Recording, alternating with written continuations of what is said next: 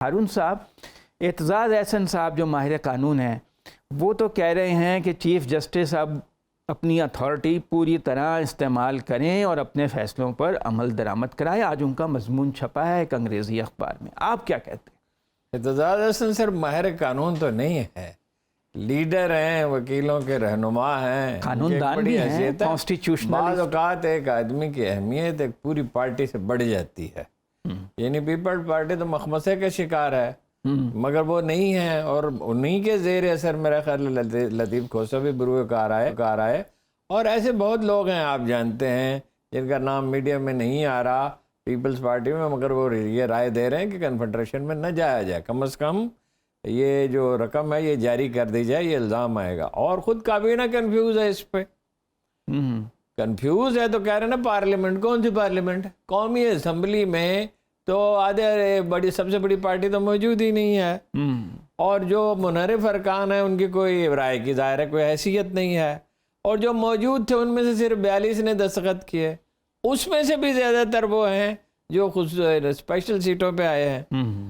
تو مطلب یہ ہے کہ ٹامک ٹوئیاں مار رہے ہیں، فارسی میں کہتے ہیں ہر کے دانا کنند ناداں لیک بعد از خرابی بسیا، آخر کو الیکشن پہ ہی جانا ہے تو ان ٹامک ٹوئیوں سے کیا فائدہ حاصل ہوگا؟ احسن اقبال کہہ رہے ہیں کہ الیکشن اکتوبر میں ہی ہوں گے اور سارے ملک میں ایک ساتھ ہوں گے۔ احسن اقبال صاحب کی رائے کی کوئی حیثیت نہیں ہے، وہ تو جو ان سے کہا مریم اورنگزیب یا احسن اقبال کوئی بات کہتے ہیں تو ہم یہ سمجھتے ہیں کہ بھائی انہیں کس نے کہا ہے، جب جاوید لطیف کہتے ہیں تو ہم سمجھتے ہیں کہ وہ ادھر لندن سے ٹیلی فون آنے کا زیادہ امکان ہے، اور یہاں یہ جو وزیر اطلاعات اور یہ احسن اقبال کہتے ہیں تو یہ زیادہ پاسبلٹی ہوتی ہے شہباز شریف نے کہا ہوگا، بیان دے دیا، اپنے طور پہ بھی دے سکتے ہیں کہ دیکھیے رائے کی حیثیت ہے مریم کی، وہ بھی ویسے ان کے والد کا ہی موقف ہوتا ہے عام طور پہ، اور سکھایا پڑھایا جاتا ہے انہیں، تو جب الیکشن ہی کرنا ہے تو پھر پالیسی تو یہ ہونی چاہیے کہ کوئی انڈرسٹینڈنگ ڈیولپ ہو۔ دیکھیے نا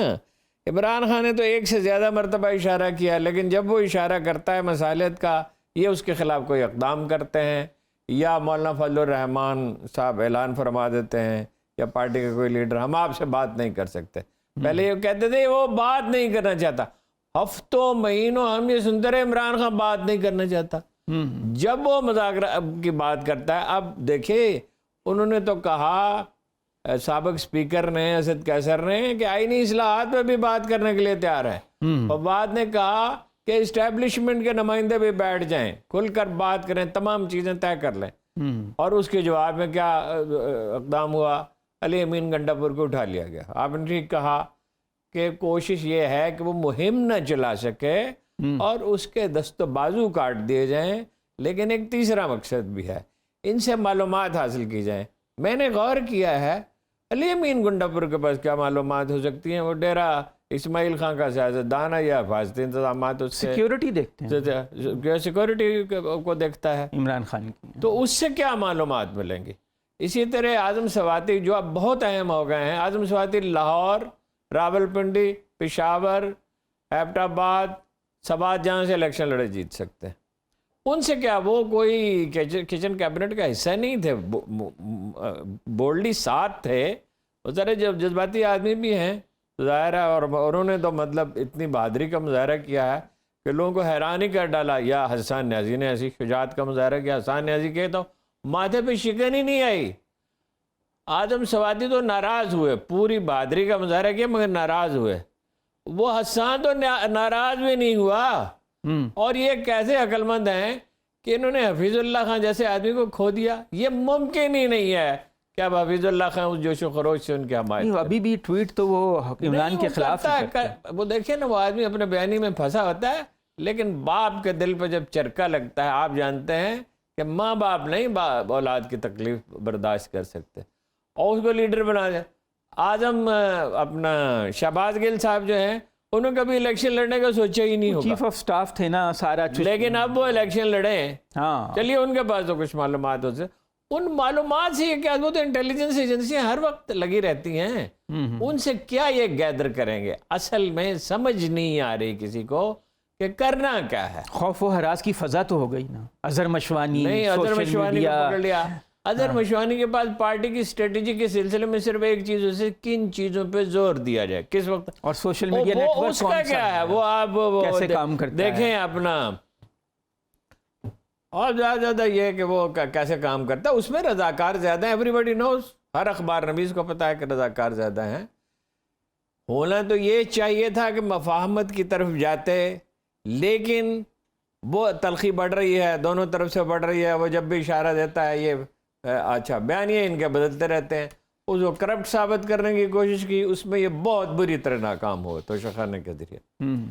پھر اس کو اب دیکھیے اب یہاں تک نوبت پہنچ گئی کہ وہ جو ہے اپنا انجینئر محمد علی مرزا, اس پہ توہین عدالت کا مذہب کا مقدمہ بنا دیا. فتوے بعض لوگوں نے جاری کر دیے ہیں, اور جب بعض نے فتوے جاری کر دیے کہ اس کا قتل جائز ہے. ایک طرف آپ کہہ رہے ہیں ہم دہشت گردی کے خلاف اعلان جنگ کر رہے ہیں, دوسری طرف آپ ایک فرقہ پرست تنظیم کے سربراہ کو, جس پہ سنگین الزامات ہیں جس تنظیم پہ رہے ہیں, اس کو ٹی وی پہ آنے کی اجازت دیتے ہیں, ہر چینل اسے دکھاتا ہے اور پی ٹی وی اسے دکھاتا ہے. عمران خان پہ پابندی ہے. اچھا محمد علی مرزا نے کون سا توہین مذہب کا ارتکاب کیا ہے جی؟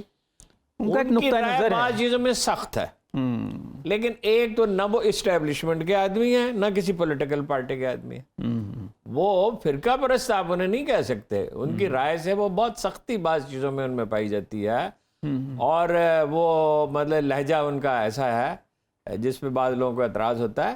لیکن نہ وہ کسی فرقے سے تعلق رکھتے ہیں, نہ وہ کسی پولیٹیکل پارٹی سے تعلق رکھتے ہیں, اور نہ وہ اسٹیبلشمنٹ سے تعلق رکھتے ہیں, نہ ان کا بھی ایجنسی. وہ تو انجینئر تھے, ڈاکٹر سمر مبارک من کے ساتھ کام کرتے تھے.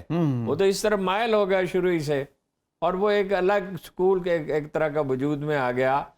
مگر وہ اوریجنل سورسز کوٹ کرتے ہیں, بس یہی ان کے بارے میں کہا جاتا ہے کہ بہت سختی سے بات کرتے ہیں. ایک آدمی جو دین کی دعوت دیتا ہے اس کا لہجہ جتنا زیادہ نرم ہو. اس نے فرعون کے پاس جب جناب موسیٰ علیہ السلام کو بھیجا گیا تو کہا کہ نرمی اور حکمت سے بات کرنا.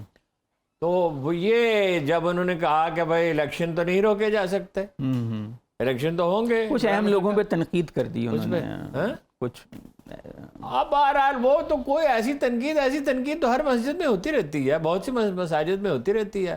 اس میں جو اس کی ایک حیثیت ہے, اس لیے اس کو ڈرانے کے لیے کوئی آدمی جو بات کرے گا, کوئی خوف پھیلانے کی حکمت عملی, وہ خوف کی ایک نفسیات ہے, وہ کچھ عرصہ رہ سکتا ہے, خوف دائمی نہیں ہوتا. آپ جیلوں میں جائیں کہ بھائی آپ کو شاید کبھی تجربہ ہوا ہوگا یا نہیں ہوا. ہم ایک دفعہ اخبار نویسوں کا ایجیٹیشن تھا, وہ حکومت کے خلاف اتنا نہیں تھا, ایک اخبار کے انتظامیہ کے خلاف تھا کہ لوگوں کو نکال دیا گیا. میں 15 دن جیل میں گزارے. آپ کو حیرت ہوگی جو قیدیوں میں سے بہت کم خوف زدہ ہوتے ہیں. جب آدمی اس پروسیس, انہوں نے بھی اس کو ایک برادری بنا دیا, اس کو پی ٹی آئی کو. یہ پیپلز پارٹی تھی جس کے بارے میں کہا جاتا تھا کہ اس کے لوگ باہم جڑے رہتے ہیں ایک دوسرے. ہم دیکھتے تھے لارس گارڈن میں یا ریس کورس گارڈن میں واک کرنے سے پیپلز پارٹی کے کچھ گروپ جو ہے اکٹھے واک کیا کرتے تھے ورکر اس کے, اور وہ اقتدار جانے کے بہت بعد تک بھی یہ وہ تو زرداری صاحب نے, یہ تو ملک کے لیے اچھا نہیں کہ یونٹی پیدا ہوتی ہے. وہ ایک نیشنل پارٹی ہے, وہ پارٹی تو وہ ہے ہی نہیں.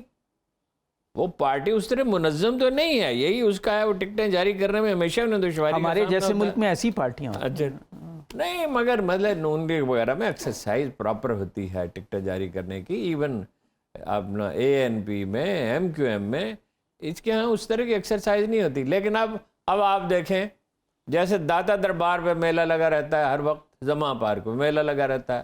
اگرچہ یہ تو ایک چند مہینوں چند برسوں کی بات ہے, وہ تو 1000 برس سے ہے, اور جب تک دنیا قائم ہے ان کا تو مقامی بلند ہے, اور وہ خدا نخواستہ کوئی کمپیریزن ہی نہیں ہے. لیکن کسی گھر کے باہر, کسی سیاسی لیڈر کے گھر کے باہر ہفتوں مہینوں, اور جب تک الیکشن نہیں ہو جاتے شاید اس کے بعد بھی, اس طرح کا منظر کبھی دیکھنے میں نہیں. لوگ انہیں مرشد کہنے لگے ہیں. مرشد دیکھو, یہ کبھی ایسا نہیں ہوا تھا. یعنی قائد عوام کہا, پرسنالٹی کلٹ بن گیا ہے بھٹو کی طرح کہا گیا, لیکن قائد عوام کہا گیا, قائد ملت کہا گیا لیاقت علی خان کو, اور غالباً ان کی شہادت کے بعد کہا گیا. تو لیکن یہ مرشد اس طرح کی گہری حقیقی وابستگی, اور لوگ تسلیم کرتے ہیں، نون لیگ کے بھی، پیپلز پارٹی کے بھی نجی گفتگوؤں میں تسلیم کرتے ہیں۔ اب آپ چڑچڑے پن کی اس سطح پہ پہنچ گئے کہ وہ عباسی صاحب، کیا نام ہے ان کا جو نون لیگ کے ہیں، ہاں رکن قومی اسمبلی مرتضی عباسی صاحب، وہ گندی گالی دے دی چیف جسٹس کو۔ ہاں وہ ویڈیو وائرل ہوئی ہے، بہت فحش گالی دے رہے ہیں وہ۔ اچھا، اب ان کے خلاف اگر کارروائی ہو ہاں تو یہ شور مچائیں گے۔ اب بھائی میڈیا پہ آپ ہن برسا کر اشتہارات کے ریل پیل سے وہ عوامی جذبات تو نہیں بدلتے نا۔ لوگ دیکھتے کب ہیں ٹی وی کا اثر کتنا قبول کرتے ہیں۔ کتنے میڈیا گروپ تھے جن کی ریٹنگ کم ہو گئی ہے، کتنے میڈیا گروپ تھے جن کی ریٹنگ بڑھ گئی ہے، کتنے اینکر اور کتنے مبصر تھے جو بڑی شان و شکوہ رکھتے تھے اور اس سے وہ محروم ہوئے، کتنے اخبار نویس تھے جن کا احترام کیا جاتا تھا اور وہ احترام ختم ہوا، کتنے نئے کردار میڈیا میں مرج کر گئے ہیں۔ تو اگر غور کریں، ٹھنڈے دل سے سوچیں، ہماری نفسیات نہیں ہے، ہم ہیجان میں گرفتار ہیں۔ جب کوئی قوم ہیجان میں گرفتار ہوتی ہے تو وہ ایسے ہی ٹامک ٹوئے مارتی، لیکن کوئی الیکشن کو نہیں روک سکتا، مگر یہ تو کوئی عمران خان کو جیتنے سے نہیں روک سکتا۔ اب اس پہ قاتلانہ حملہ بھی بہت دشوار ہو گیا۔ جو بات دیکھیں، چین سے تشویش کا اظہار، مشاہد صاحب نے صاف صاف کہا، چینیوں نے تشویش کا اظہار کیا ہے۔ پاکستان کے حالات پہ شدید تشویش کا اظہار۔ اب وہ دنیا بھر کا میڈیا بھی آسٹریلیا میں بحث ہوئی ہے پارلیمنٹ میں۔ آسٹریلیا کہاں ہے، کتنی ہماری اس کے ساتھ ٹریڈ ہے۔ لیکن دنیا میں ایسا نہیں ہوتا، جو انسانی حقوق کی تنظیمیں ہیں دنیا بھر میں وہ اس کا نوٹس لے رہی ہیں۔ دنیا بھر کے پاکستانی میڈیا پہ جب لیڈروں کے نام لیے جاتے ہیں تو کسی صاحب نے اعداد و شمار جمع کی تو تھوڑا بہت ممکن ہے مبالغہ بھی ہو، 83% عمران خان کا ذکر ہوتا ہے، ہر چیز اس کے گرد گھوم رہی ہے۔ تو اس کو کیسے آپ نکال کے باہر پھینک سکتے ہیں؟ مگر یہ تو اب لگتا ہے کہ الیکشن سے بری طرح بھاگ رہے ہیں اور چاہتے ہیں کچھ بھی ہو جائے، کوئی بھی صورت بن جائے لیکن الیکشن نہ ہو۔ سر بری طرح ہی بھاگ رہے ہیں، لیکن بکرے کی ماں کب تک خیر بنائے گی؟